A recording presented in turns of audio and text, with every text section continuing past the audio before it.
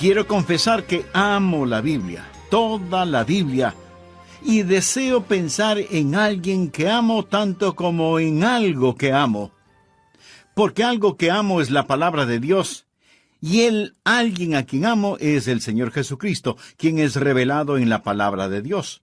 Por eso hoy quiero hablar con usted acerca del Jesús del Antiguo Testamento. Sea bienvenido a nuestro programa, El Amor que Vale. Por favor, busque en el libro de los Hechos el capítulo 10 y el versículo 43. Pedro está testificando en la casa de Cornelio acerca del Señor Jesús y dice algo muy significativo. De Jesús, dan testimonio todos los profetas. Ahora, cuando el apóstol dice todos los profetas, está hablando primordialmente del Antiguo Testamento. Recuerde que el Nuevo Testamento todavía no se había escrito. Y Simón Pedro le está diciendo a este gentil, a este oficial romano, que de Jesús todos los profetas del Antiguo Testamento daban testimonio. ¿Quisiera usted tener la capacidad de entender el Antiguo Testamento? ¿Le gustaría penetrar en algunos de los cuartos misteriosos del Antiguo Testamento? Bueno, hay una llave maestra que abre los misterios del Antiguo Testamento. Esa llave maestra es el Señor Jesucristo. Y si usted encuentra esta aproximación cristocéntrica, el Antiguo Testamento estallará como fuego en sus manos. De hecho, si usted lee el Antiguo Testamento y no encuentra a Jesús, usted necesitará volver a leerlo porque no ha entendido el mensaje. Porque el Antiguo Testamento es el libro acerca del Señor Jesucristo. Lo que vamos a hacer ahora es encontrar algunos de los retratos del Señor Jesucristo en el Antiguo Testamento y luego vamos a encontrar algunas profecías acerca de Jesús en el Antiguo Testamento. Aquí está lo que Jesús les dijo a aquellos que lo desafiaban en cuanto a su autenticidad y su mesianismo. Jesús les miró directo a los ojos y les dijo: «Escudriñad las Escrituras, porque a vosotros os parece que en ellas tenéis la vida eterna, y ellas son las que dan testimonio de mí». Recuerde que cuando Jesús dijo eso, no existía el Nuevo Testamento en la forma en que lo conocemos hoy. Estaba siendo formado, pero aún no había sido escrito. Cuando Jesús dijo: «Escudriñad las Escrituras, porque a vosotros os parece que en ellas tenéis la vida eterna», Él estaba hablando acerca del Antiguo Testamento. Ahora, escúcheme bien, por favor. Sin Jesús, el Antiguo Testamento es un libro, primero, de ceremonias inexplicables que no tienen ningún sentido. Segundo, es un libro de profecías no cumplidas. Y tercero, es un libro de estándares inalcanzables. Si usted trata de vivir de acuerdo al Antiguo Testamento sin el Señor Jesucristo, mi amigo, eso le será imposible. El Antiguo Testamento fue completado más o menos unos 400 años antes de que Jesucristo naciera. Y los judíos de ese tiempo habían dividido el Antiguo Testamento en 3 categorías: la ley, los profetas y las Escrituras. ¿Lo comprendió? La ley, los profetas y las Escrituras. Esas eran las 3 categorías en que estaba dividido el Antiguo Testamento. Vayamos ahora al Evangelio de Lucas, capítulo 24. Jesús, después de su resurrección, está en el camino hacia Emaús. Por ese mismo camino iban 2 discípulos tristes que no entendían todo lo que había pasado. Jesús camina junto a ellos, y ellos no lo reconocen resucitado. O a lo mejor Jesús no se les reveló de inmediato porque quería enseñarles una lección. Ahora sí leamos Lucas 24:44. Y les dijo: «Estas son las palabras que os hablé, estando aún con vosotros».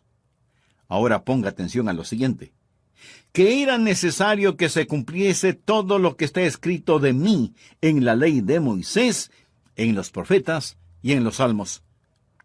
Note que aquí se llama salmos lo que yo hace unos instantes llamé escrituras. Los judíos tomaron el libro de los salmos y todo lo que sigue y lo llamaron las escrituras. Y luego la Biblia dice: entonces les abrió el entendimiento para que comprendiesen ¿Qué cosa? Las Escrituras.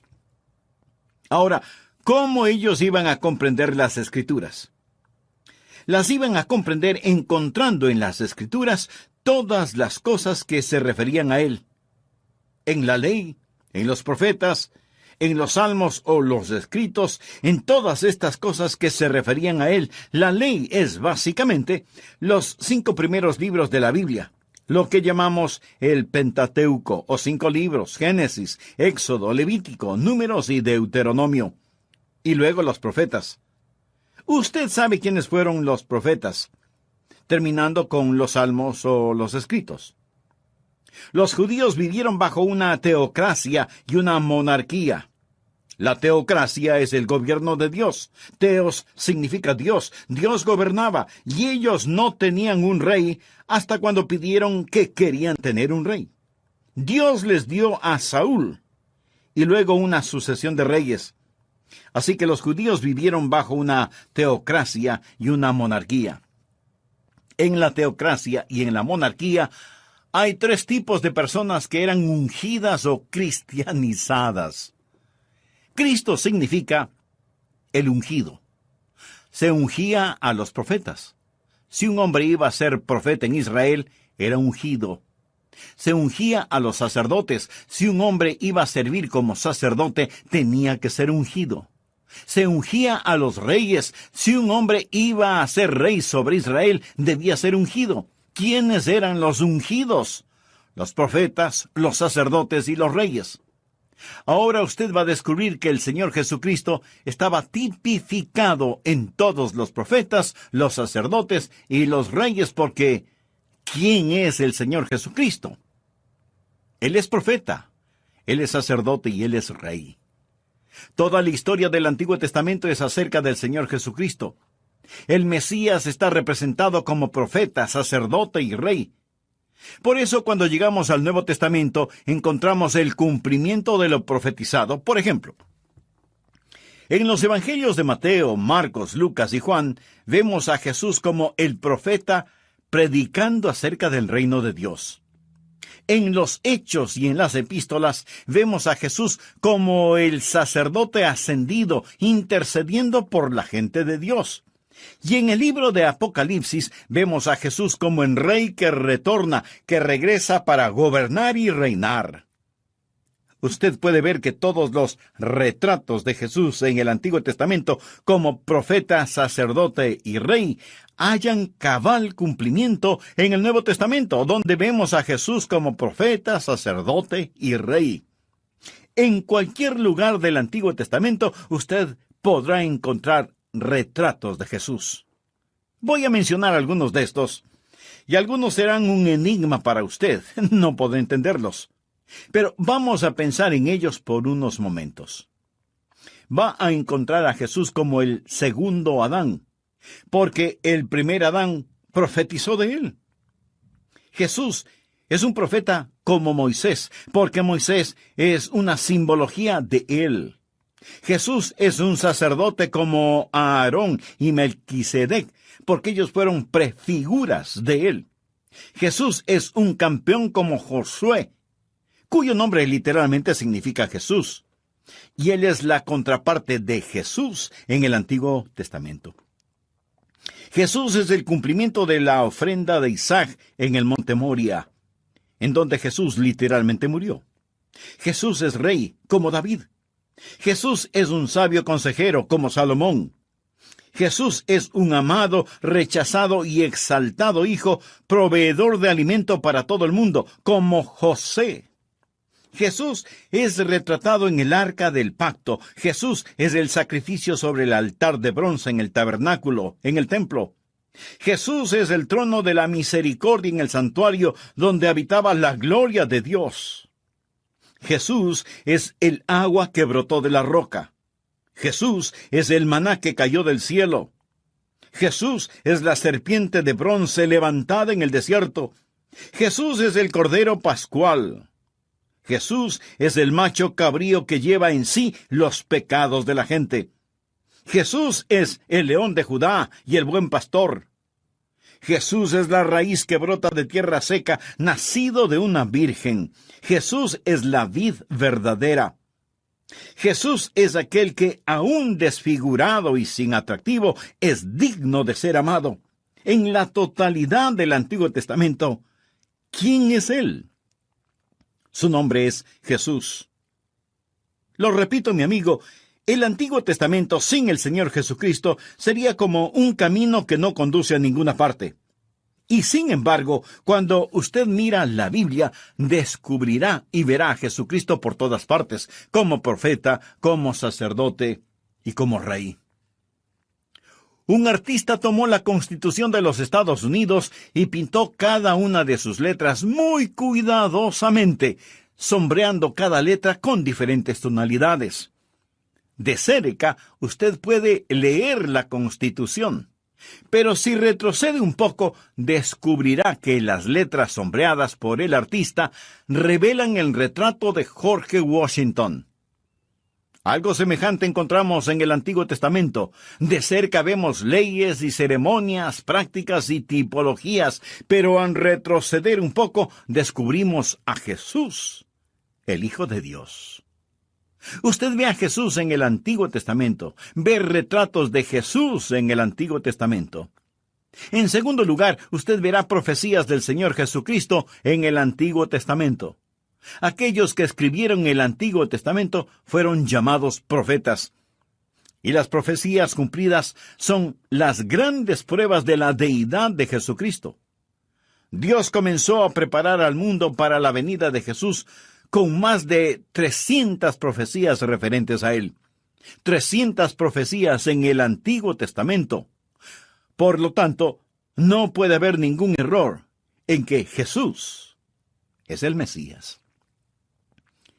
La ley de probabilidades matemáticas hace totalmente imposible que Jesús no sea el Mesías, o que cualquier otro pueda reclamar ser el Mesías de acuerdo a la ley de probabilidades.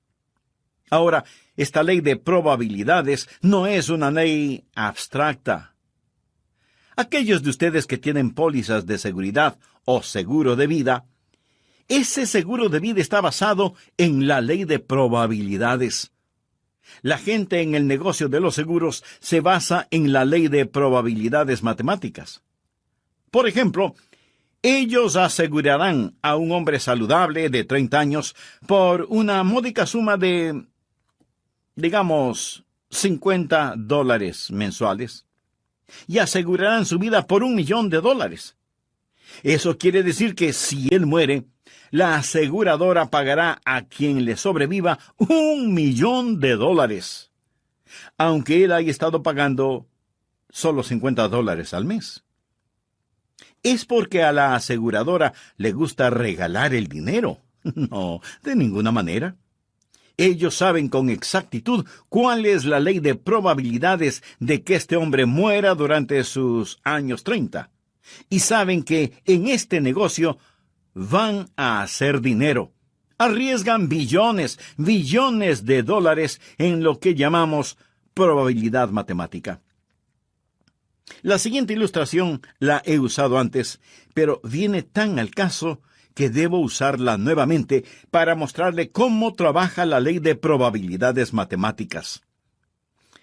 Tengo un querido hijo que vive en España. Es un misionero allá, y es un verdadero hombre de Dios. Mi esposa y yo amamos a nuestro hijo David, a su esposa Kelly, y a Jonathan y a Esteban. Los amamos con todo nuestro corazón. Les amamos tanto que deberían ver nuestro gasto telefónico. Ahora, suponga que quiero llamar a David allá en España. ¿Cree que puedo levantar el teléfono y marcar al azar algunos números y comunicarme con David? Quiero decir, ¿qué chance tengo de que con 6 billones de personas sobre el planeta yo levante el teléfono, marque algunos números sin ton ni son y que de inmediato David conteste al teléfono? No es así. Déjeme decirle cómo trabaja esto. Primero, cuando levanto el teléfono, elimino a todas las personas del mundo que no tienen teléfono. Así que el campo se achica considerablemente. Ahora marco el 011. ¿Sabe lo que sucede cuando hago eso? Elimino a las personas que viven en América porque ese es un número para el extranjero. Luego marco el 34. Cuando hago eso, elimino a todos los países, menos España. Luego empiezo a marcar series de números sucesivos y con cada número que marco, elimino a personas que no tienen ese número, o el siguiente, y así continúo achicando el campo hasta que finalmente marco el último número. Y una voz varonil contesta al teléfono y dice, «Diga». Y yo digo, «Buenos días». Y él contesta, «Papá». Sí, reconozco su voz, es mi amado hijo. Ahora piensa que la ley de probabilidades es cuestión de levantar el teléfono, comenzar a marcar números ciegamente y que mi hijo, de entre los 6 billones de personas que viven en la Tierra, conteste el teléfono. ¿Cuáles son las probabilidades de que eso suceda? Absolutamente 0. Usemos la misma ilustración para ver si podemos llamar al Hijo de Dios. Quiero que usted vea cómo Dios sigue achicando el enfoque hasta que solo hay una persona que puede contestar al otro lado. No mi hijo, sino el Hijo de Dios. Por ejemplo, Dios dijo en el Antiguo Testamento que el Mesías vendría de una raza. El Mesías no sería un ángel, sería un hombre. El Mesías sería un ser humano. En Génesis 3:15, Dios le dijo a la serpiente, «Y pondré enemistad». Esto quiere decir guerra. «Entre ti y la mujer». De paso diré que la mayoría de las mujeres detestan a las serpientes. «Y entre tu simiente y la simiente suya». La palabra simiente quiere decir descendencia.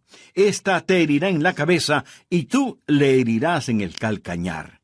Esta es la primera profecía en toda la Biblia. La encontramos aquí al principio de la Biblia y los teólogos la llaman el protoevangelio, que significa el primer mensaje evangelístico.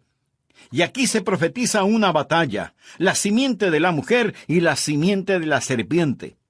Y estamos viendo que esa batalla continúa a través de la historia. Pero no solo una batalla es profetizada, sino también un nacimiento. Aquí está la semilla, la simiente. En la Biblia la palabra simiente es utilizada más de 100 veces y siempre se refiere a la descendencia de un hombre. Pero aquí Dios habla en relación con la mujer, la simiente de la mujer.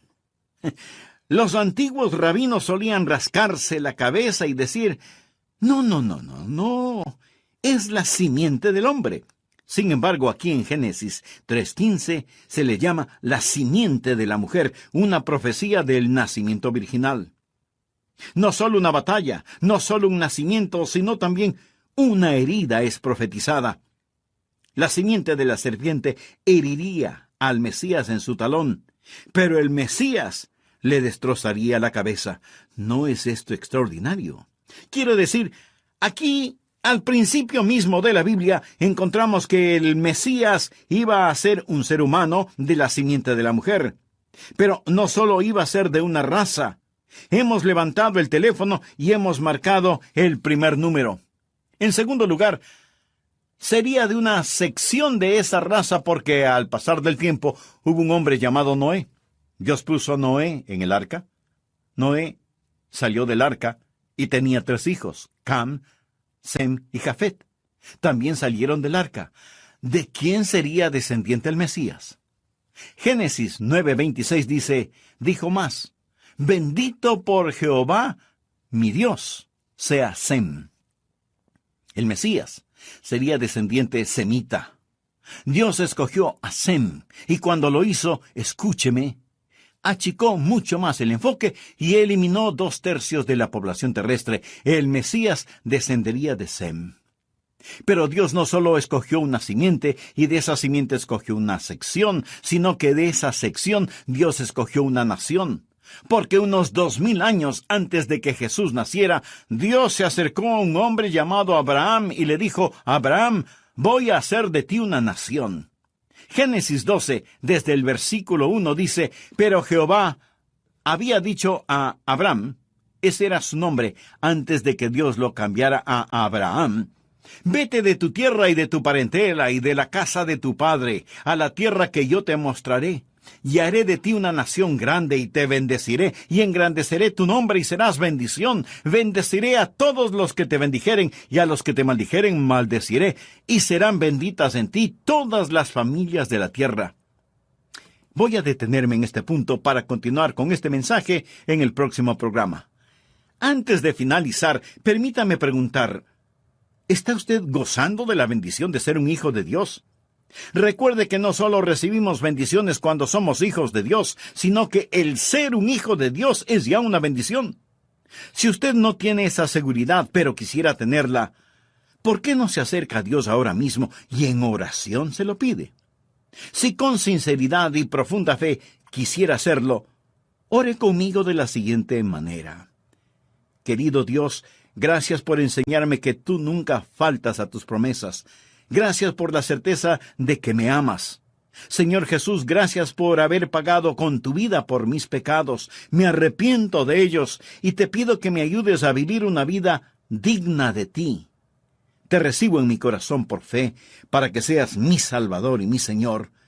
Perdóname, límpiame, úsame. Lo pido en tu precioso nombre. Amén.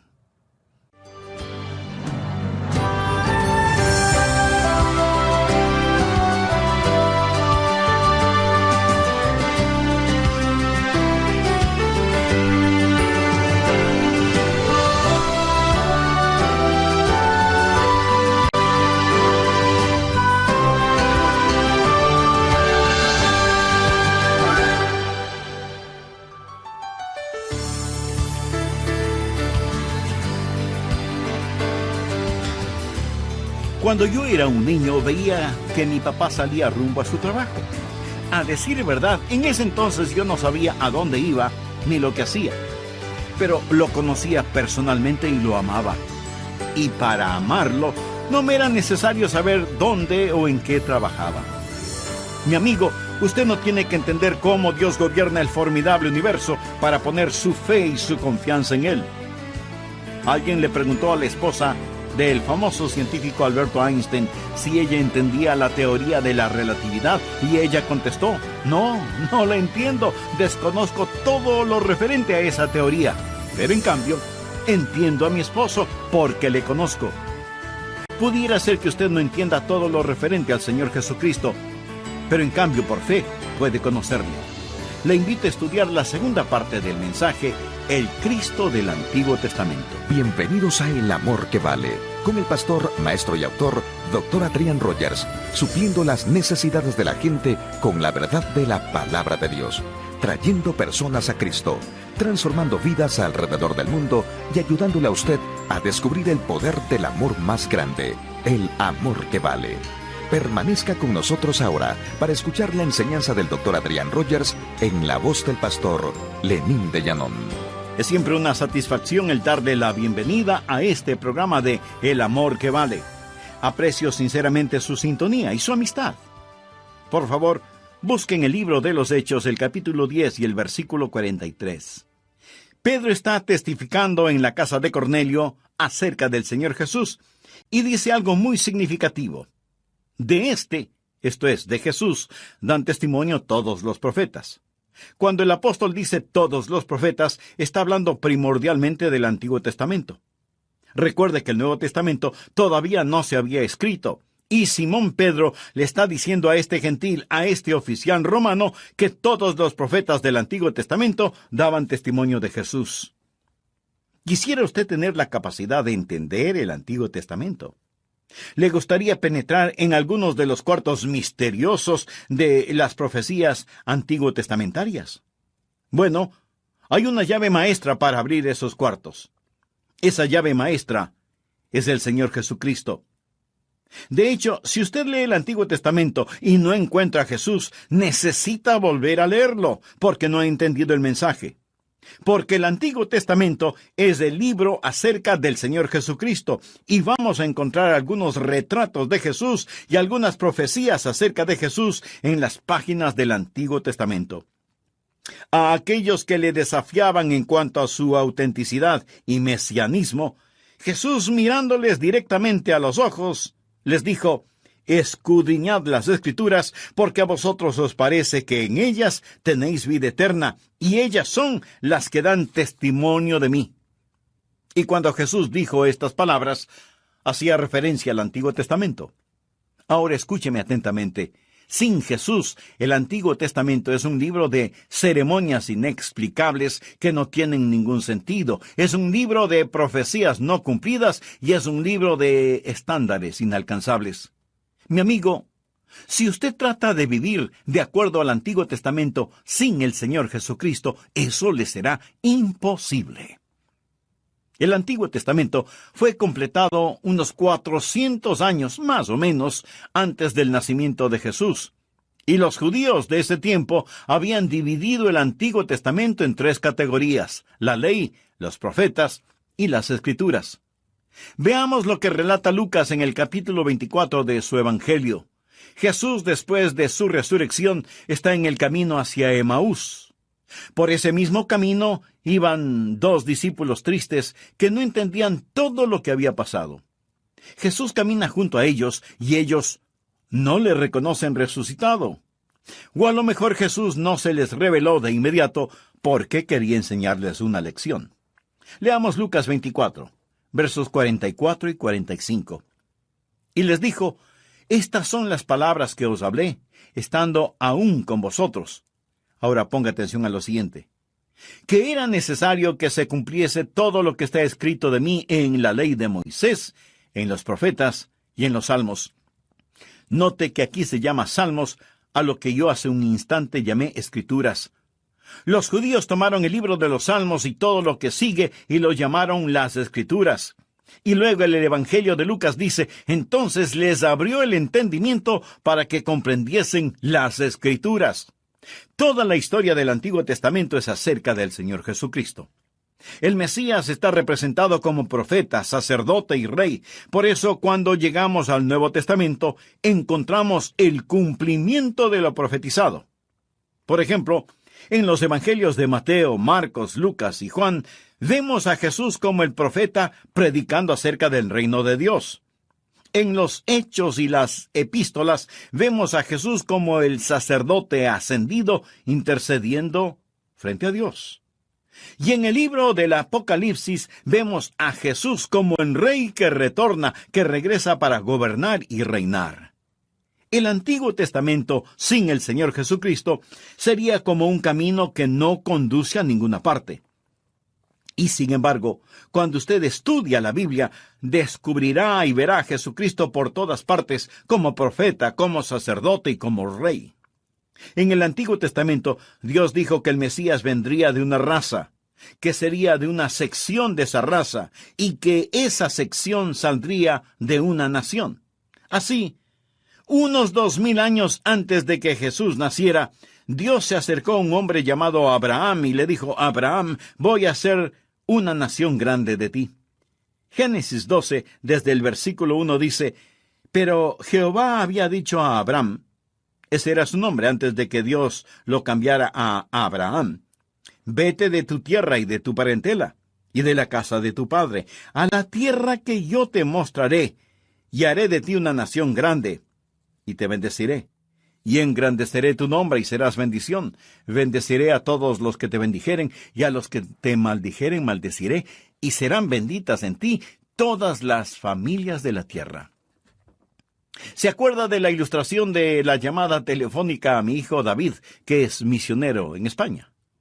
No es cuestión de levantar el auricular y marcar números sin ton ni son. No hay, ni jamás habrá, un teléfono así de milagroso. Para hablar con él por teléfono, tengo que hacer cosas específicas. Y seguimos marcando números. Primero, una raza. Segundo, una sección de esa raza. Tercero, una nación de esa sección de esa raza. Pero Abraham tuvo 2 hijos, Isaac e Ismael. ¿Cuál de los 2 continúa la línea? Bien, en Génesis 17:19 leemos: respondió Dios: ciertamente Sara tu mujer te dará a luz un hijo, y llamará su nombre Isaac, y confirmaré mi pacto con él como pacto perpetuo para sus descendientes después de él. Y Dios toma a los descendientes de Abraham y los divide y otra vez ajusta el enfoque.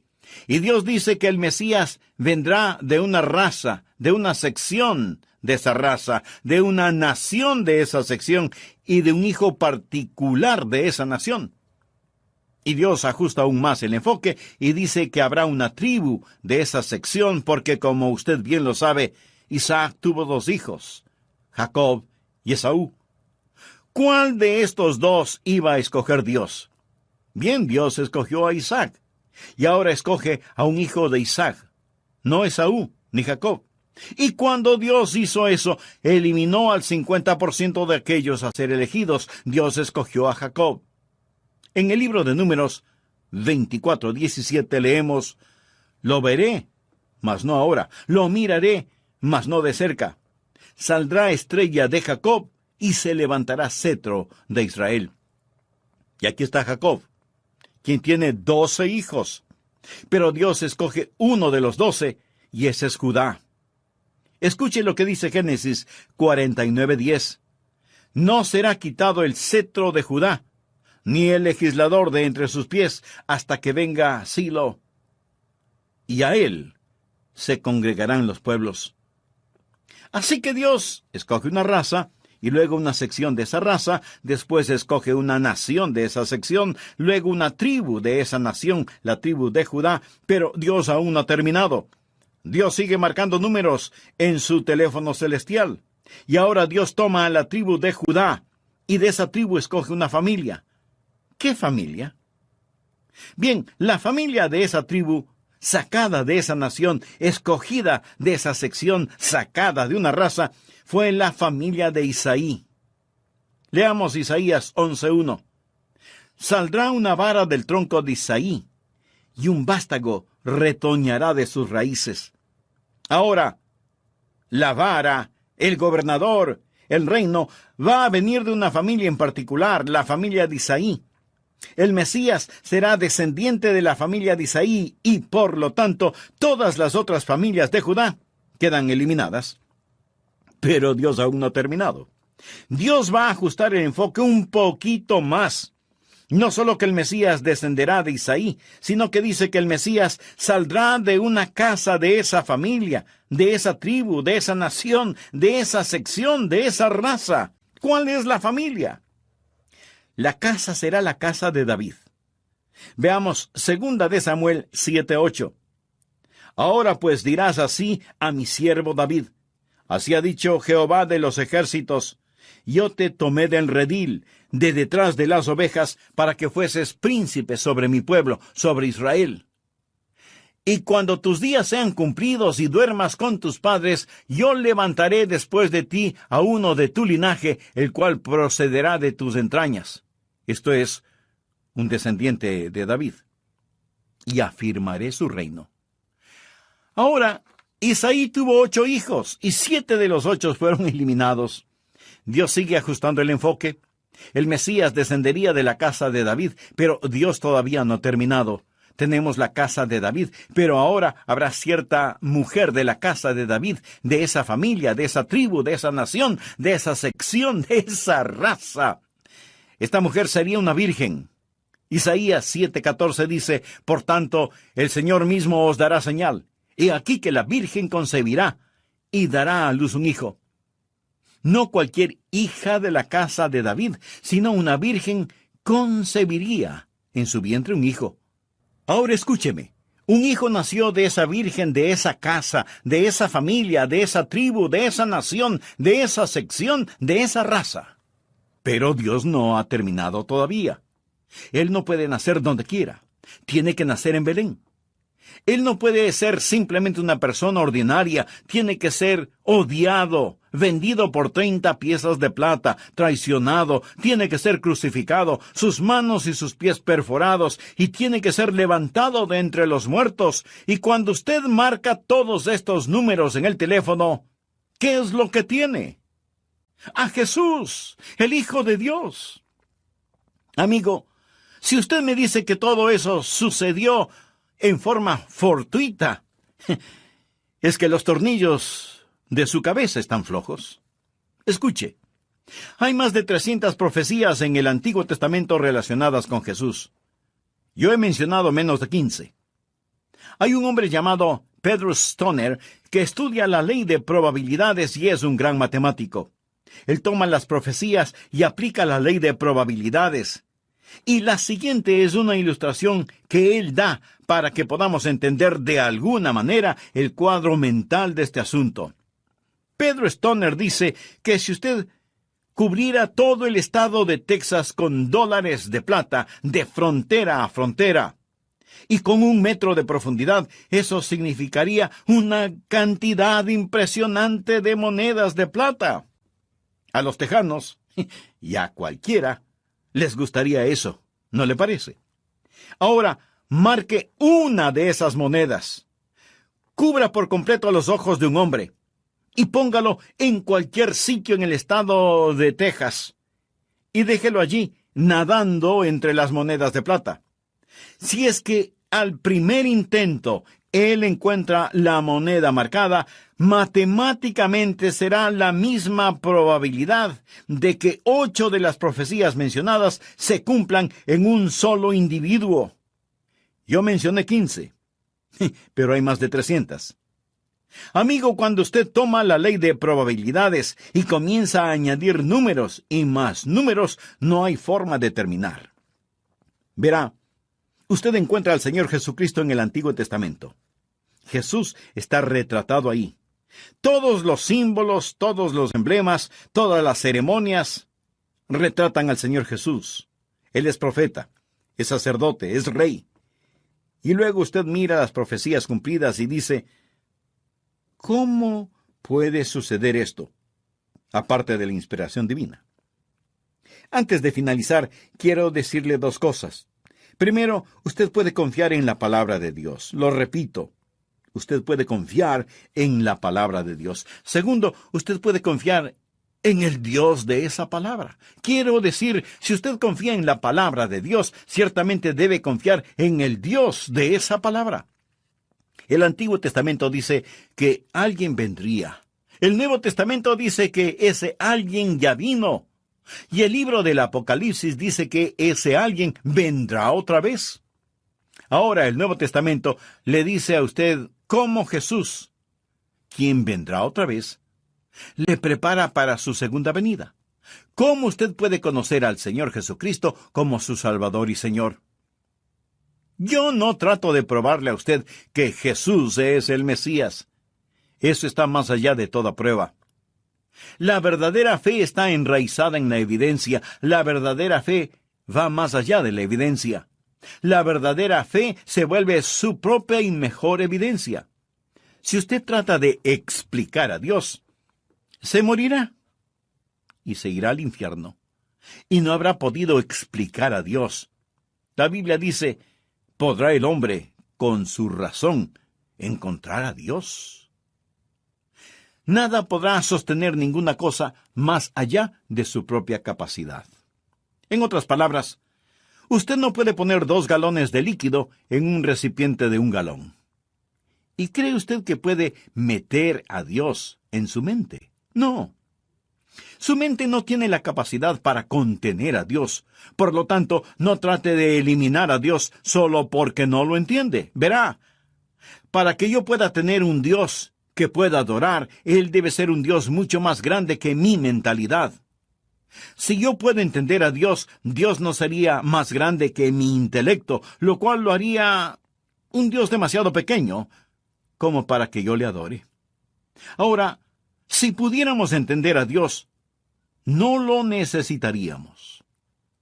Mi amigo, permítame decirle algo. No tenemos que entender a Dios para conocerle. Cuando era un niño, yo veía que mi papá salía rumbo a su trabajo. Yo no sabía a dónde iba ni lo que hacía, pero lo conocía personalmente y lo amaba. Mi amigo, usted no tiene que entender cómo Dios gobierna el formidable universo para poner su fe y su confianza en Él. Alguien le preguntó a la esposa del famoso científico Alberto Einstein si ella entendía la teoría de la relatividad y ella contestó, no la entiendo. Pero entiendo a mi esposo porque le conozco. Amigo, usted, por fe, puede conocer al Señor Jesucristo. Si yo tuviera 1000 vidas para vivir, le daría a Jesús cada una de ellas. Podría inclinar su cabeza en oración. ¿Cuántos de ustedes pueden decir, Pastor Rogers, he recibido a Jesucristo como mi Salvador personal y mi Señor, y sé que si muero hoy, iré al cielo? No lo sé por sentimientos emocionales, ni lo sé porque he vivido una buena vida. Lo sé porque me he arrepentido de mis pecados y he confiado en Jesucristo como mi Salvador personal y mi Señor. El Espíritu de Dios testifica a mi propio espíritu que soy un hijo de Dios. Y sé que si hoy mismo exhalar el último suspiro, estaré ausente de mi cuerpo, pero presente con mi Señor. Y estoy agradecido por eso, pastor, y no me avergonzaré de dar mi testimonio en público. Algunos de ustedes pueden estar diciendo, pastor, no tengo esa seguridad, pero estoy interesado. Si no tuviera interés en cosas espirituales, no lo estaría escuchando. Pero no tengo la seguridad de que, si muero hoy, iría al cielo. Mi amigo, tengo noticias maravillosas para usted. Debido a que la salvación es gratuita, usted puede orar ahora mismo y recibir el regalo de la salvación, y Dios le salvará instantáneamente. Y no solo eso, sino que desde este momento y en adelante, Él estará con usted continuamente, y Él lo guardará eternamente. Pero usted debe recibirlo. La Biblia dice, cree en el Señor Jesucristo y será salvo. Esa palabra creer no significa solo creer intelectualmente. El diablo cree de esa manera. Esa es una palabra bíblica que significa confianza. Usted puede creer que un avión puede volar, pero usted no confía sino hasta cuando vuele en ese avión. Confíe en el Señor Jesucristo. Me permite guiarle en oración para que usted invite a Jesús a entrar en su corazón. Diga conmigo la siguiente oración. Querido Dios, sé que me amas y que quieres salvarme. Jesús, tú moriste para salvarme. Tú prometes salvarme si confío en ti. Confío en ti, Jesús, ahora mismo. Te recibo en mi vida. Te entrego mi vida por fe. Perdona mis pecados. Límpiame. Comienza a hacerme la clase de persona que tú quieres que sea. Creo que con tu sangre pagaste la deuda de mi pecado. Gracias, Jesús. Y porque tú moriste por mí, yo viviré para ti. Ayúdame, Señor Jesús, a nunca avergonzarme de ti. Dame el valor para confesarte públicamente. En tu nombre oro. Amén.